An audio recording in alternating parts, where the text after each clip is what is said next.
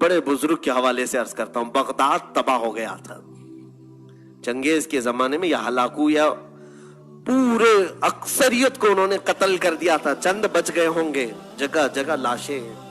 اس زمانے میں چنگیز کی یا ہلاکو کی بیٹی گزر رہی تھی راستے سے. اس نے ایک جگہ قرآن کے پڑھنے کی آواز سن لی، کہیں قرآن کی تلاوت ہو رہی تھی. رک گئی، اپنے خادموں سے کہا دیکھو یہاں کہیں عربی کی آواز ہے، قرآن کی آواز آ رہی ہے. ڈھونڈا گیا تو دیکھا ایک عالم ربانی ہے جو چند لوگوں کو بیٹھ کر کے اس زمانے میں قرآن پڑھا رہے ہیں. جب پورا بغداد لٹ رہا ہے، قتل و غارت گری عام ہے، اور وہ قرآن پڑھا رہے. تو یہ خاتون جو تھی وہ ظالم بادشاہ کی بیٹی تھی، پورا اس کے باپ نے ہلاک کر دیا تھا. اس نے بلوایا اس عالم کو، کہا کہ اس زمانے میں بھی تم قرآن کی تلاوت کر رہے ہو؟ کہا میں ہر زمانے میں قرآن کی تلاوت کرتا ہوں، پہلے بھی کرتا تھا، اب بھی کر رہا ہوں. اچھا میں نے تمہارے متعلق ایک بات سنی ہے مسلمانوں کی، تمہارا عقیدہ یہی ہے نا کہ اللہ جو چاہتا ہے وہی ہوتا ہے؟ اللہ جو چاہتا ہے وہی ہوتا ہے. تو انہوں نے کہا بالکل میرا ایمان ہے یہ، اس کے چاہے بغیر کچھ ہوتا بھی نہیں ہے. اور تمہارا عقیدہ یہی ہے کہ اللہ جسے چاہتا ہے اسے پاور دیتا ہے؟ انہوں نے کہا بالکل میرا عقیدہ یہی ہے. کہا تو پھر ہمارے اوپر یقین کیوں نہیں کر لیتے کہ اللہ جو چاہتا ہے وہی ہوتا ہے؟ تو ہم کو چاہا ہے اللہ، اس لیے آج ہم حکومت میں ہیں. یہ آج کے چنگیز بھی یہی کہہ رہے ہیں کہ بھگوان اگر نہ چاہتا تو ہم لوگ نہیں آتے تھے. کبھی کبھار کیوں چاہتا ہے یہ بھی سن لو.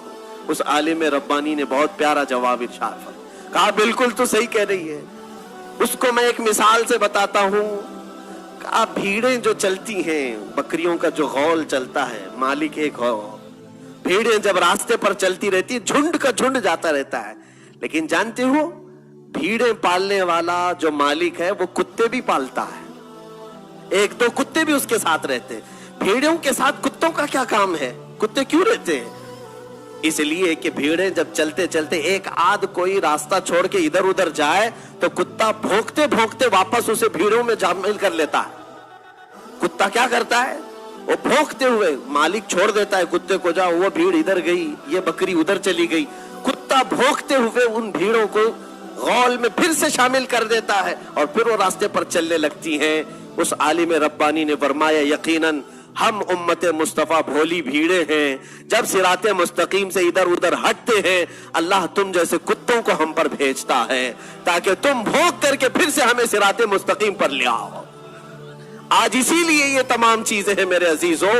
یہ تمہیں جو آنکھ دکھا رہے ہیں یا بھونک رہے ہیں اس لیے کہ تم راستہ ہٹے ہوئے ہو. واپس آ جاؤ صراط مستقیم پر. اللہ کے حبیب کا راستہ چھوڑ کر کوئی عزت ہماری نہیں ہے.